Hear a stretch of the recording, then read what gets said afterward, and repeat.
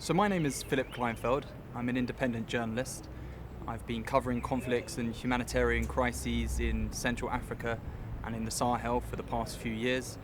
I take a particular interest in covering the plight of civilians caught in conflicts from the Democratic Republic of Congo and Central African Republic through to the Sahel, Mali, Burkina Faso.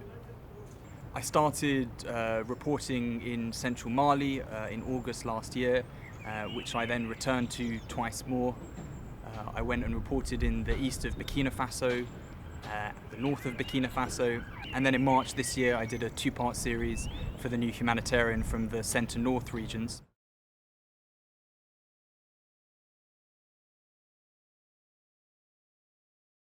When I first went to central Mali last August, I actually spoke with my editor before I left, and we agreed that I would do a story which focused on these three separate trends, these three sort of dimensions of the conflict there. On the one hand, rising militancy. On the other hand, there were a lot of mass graves discovered and state security forces were considered responsible for them. And then you had these intercommunal conflicts that were sort of bubbling away, but hadn't been sort of covered or reported on very much. And what happened is, when I was in central Mali, specifically in the Mopti region, I found myself presented with the opportunity, thanks to some local villagers who sort of put us on the back of their motorbikes and took us out to their very remote villages to see some of the villages that had been burnt down, to meet displaced people, and I was frankly shocked by what I discovered. I consider myself to be fairly well briefed when I head out on an assignment. I try and know as much about the story in advance as possible. But with this story, I was really shocked by the scale of the violence that I uncovered. And in fact, when I got back to Bamako, I emailed my editor and I just said, forget about the first two strands. It's important, but what we really need to focus on right now is the intercommunal conflict, this intercommunal violence.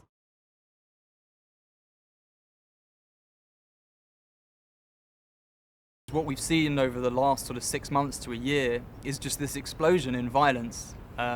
We've seen this just cycle of massacres, revenge killings that have cost a huge number of lives, largely between the Dogon armed groups and Fulani armed groups, that culminated in late March in this attack on Ogasogu, a village in central Mali that left some 160 Fulani villagers, men, women, children, elderly people, dead. It made international headlines, and I think it's the most violent, bloody episode in contemporary Malian history, and certainly got analysts to start using the language of ethnic cleansing.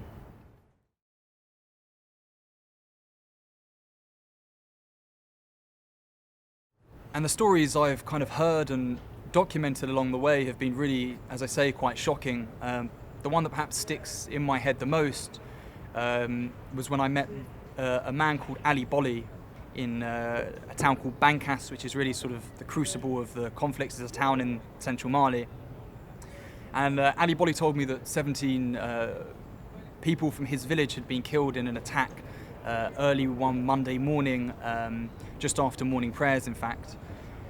And I was asking him who had died, and he told me that one of the 17 was in fact a baby boy.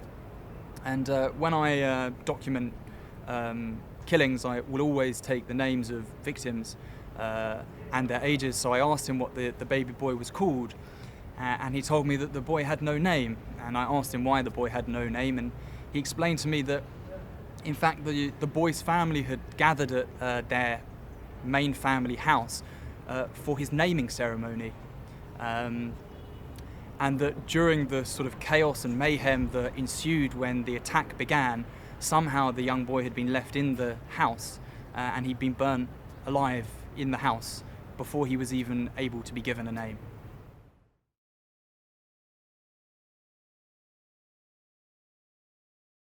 The region is clearly a very difficult place to report on.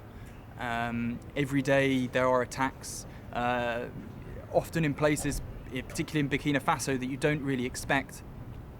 These sort of vast areas kind of operate as grey zones that neither the jihadists quite control or the state quite controls. And so it can be quite risky and dangerous knowing where you can go and where you can't go.